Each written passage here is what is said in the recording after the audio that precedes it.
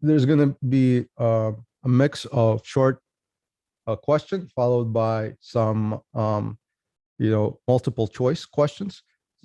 Every week or every week you are scheduled to have a lecture, it will have different questions certainly, right? So this has only one short answer, and the rest is going to be multiple choice. So this short answer is basically going to say you're responding to a call where you are the ALS provider, right? You're the paramedic, and the BLS called you for a patient who is having respiratory failure, and you decide to intubate this patient. And you notice, right, as you put them on your monitor, you call align medical control to get orders for sedation because this patient was still responsive. You see that the EMTs who are ventilating, they're squeezing the BVM once every 3 seconds, and they're using one-hand EC clamp technique. And the other partner is telling them hyperventilate faster because the set is only 94% on the monitor, so you got to squeeze faster, right? The question will be, first of all, what corrective action you would take immediately as a lead paramedic. So this question not only tests like your knowledge in the corrective action, it also tests your professional and respectful to the other providers. They may have knowledge gap, meaning they may not know they don't know, right? So the way you approach the situation has to be both professional, and the corrective action must be done because if this continues, the patient may suffer and die. So we want to do no harm. That's our first goal, right? So the question asks essentially, acting in a professional manner, what corrective actions would you do immediately? So you would want to write a few sentences about that. And after you completed the call, right, how would you explain if I was the EMT and I didn't know about it? It wasn't that, I did this, knowing full well all the stuff. I don't know about it. I wanted to pre-oxygenate him to 100. I know about the pulse ox. I saw it was 94. I got to get it to 100. In my mind, it makes sense. I got to squeeze the bag faster, right, to get it to 100 because that's what you told me. You want to pre-oxygenate the guy. So how would you explain to me, right, using the stuff you learned here in the A&P lecture, right, in terms of the hemoglobin curves and all that, right? How you would approach it. So I hopefully that makes sense. You could read this question, but any questions in terms of what to do here?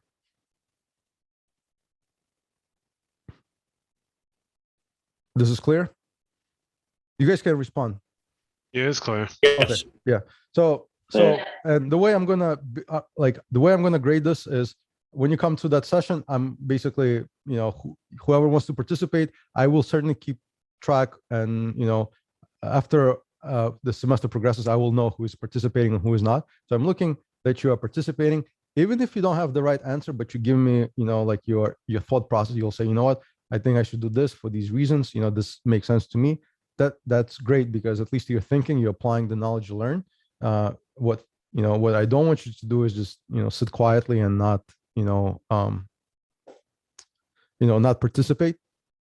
The other thing that we are that I'm looking for is not per se you got the right answer right away. Even if you made the mistakes, I rather you make the mistakes here, right? I rather you kill the patient in practice or in the skills that we're going to do in the lecture, right? If you want to do X intervention, go ahead, tell me. It's fine because you're not judged on if your action was lethal or non-lethal. I am looking basically at your participation and your application, like your follow through with that. So that's basically going to be the short question. As other modules open up, I will have more short question there, but everything here you should be able to get from this lecture. The next part of this is it's going to be multiple choice questions. Now, these questions are not the same questions as you're going to get in your quiz. They may have similar content, right? So the questions may be worded slightly differently. They may ask you slightly different things. But what am I trying to get out of these questions for you guys? So the purpose of these questions is not just to give you busy work, right? Like I have busy work myself, and I despise busy work. The point of this is for you to, after you listening to the concepts, you apply them, right? Apply what you learn. I will tell you based on the number of times I took the state exam. I actually just took the state exam recently, and looking at the questions and the concepts they're testing, you will see a lot of the concepts that are that I provide here. So here I want to get your thinking situated in the form of like, what can you expect content-wise from these high stakes exams for your certification? The numbers here, you notice, 38, 43, right? What, are you missing any questions? No, you're not missing any questions. That when I go through like the test banks or the questions I make, I select the ones I think will be the most applicable for you and important for you to learn and apply these concepts. That's why, they are with these numbers. The answer key that I have is basically key to these numbers. So that's how I know to keep track of these questions. If you don't get through all of them, it's okay. I will try to get through all of them in the review session.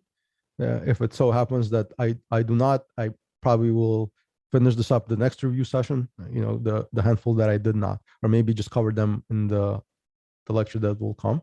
You're more than welcome to. I will email this out to you. It's not going to be posted on Schoology. So this work problem set is not the same as the one on Schoology. It will not be posted to Schoology. So this will be emailed to you. You're more than welcome to work on it in groups. You could call each other, discuss it any way you want. That's fine with me. The Schoology is separate from this, right? So some questions are here, and it has some pictures, right, from the lecture. You could use the notes that you took and the lecture stuff you took. So again, the focus here is for you to get the big picture concepts and the concepts that you're going to employ for your final exam and your state exam. Any questions in terms of this? So just to reiterate, it's going to be a lecture on Monday with the topic based on the schedule, followed by this problem set that I'll email you the same day. And Thursday from 10 to 12, we're going to review this problem set. Any questions about this? So we have to attend on Thursday as well for the review? So the way you guys had it sequenced, I think it was you either pick Monday or Thursday, right? So I will say I urge everyone to come to both sessions. If you are unable to make a session and you're scheduled for this one, that's fine. That's that's the schedule you adhere to. I think you will get a lot out of it if you go to both sessions. And this, I will say to you this, how you get better at doing on your exams and passing your final and passing your state exam is doing lots of questions and lots of volume and applying the concepts you learn. So seeing it and phrased in different ways. So let's say in Schoology you see it this way. Let's say they say describe the hemoglobin saturation of this, and the other question will say you're ventilating a patient too aggressively. What's happening to your hemoglobin? So it may be asking the same concepts, the same questions in different ways.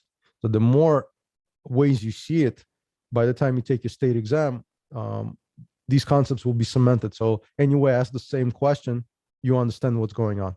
So as I said, I advise you to come to both sessions. If due to work, you are set to only come, on Monday for the lecture, that's fine. And one more thing. So when we hand these back to you, right? So we're going to email these back to you. No. So you will do not email me these back. What I'm going to do is this.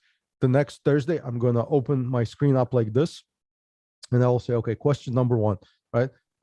Anyone has the answer for concepts A, right? So anyone would like to participate. So whoever wants to participate and tell me what they wrote, I will listen to them. If anyone else wants to come in and add their additional information, I will listen to that, and then I'll provide you, the correct answer, or I would say the answer that that you want to employ, and we're going to go the same way through the other ones. So I do not need anything from you. Like I don't need a PDF filled out. I do not need an answer key. I need you to be there to participate. So if I see or Okay. hear you, right, I hear you participating, you are getting credit, even if your answer may not be correct, but you gave me your thought process. You're getting full credit. All right. Thank you. Yeah, And you're only going over these on Thursday, right? that is correct. So Monday would be the lecture portion, and then you apply whatever you learn in the lecture on this problem set. And the problem set will vary. So it may be short answer, it may be multiple choice. I may do select all that apply. So it means like there'll be multiple choices there. I as the semester progresses, you guys learn more about like EKGs, pharmacology. I'm going to be start doing cases in there. So what I mean by that, I'll give you, let's say, like I did a case here, but this is kind of like straightforward. I will give you a case where I will say you're responding to a 65-year-old male patient who has exacerbation of breathing. His vital signs are these. I'll show you, like, let's say an EKG strip. Say, what would you do initially? Then following that, I may have change in vital signs and ask you what your subsequent question, procedures may be, and that case will be fitting to the topic at hand. So let's say we're doing cardiac, right? So I'll try to get a case that's cardiac, EKGs, 12-lead EKGs, chest pain. Let's say we're doing GI. So I'll put some GI concepts that I want you to know. Renal, I'll do the same thing for renal, right? So depending on the topic, I will add cases that are pertinent to that.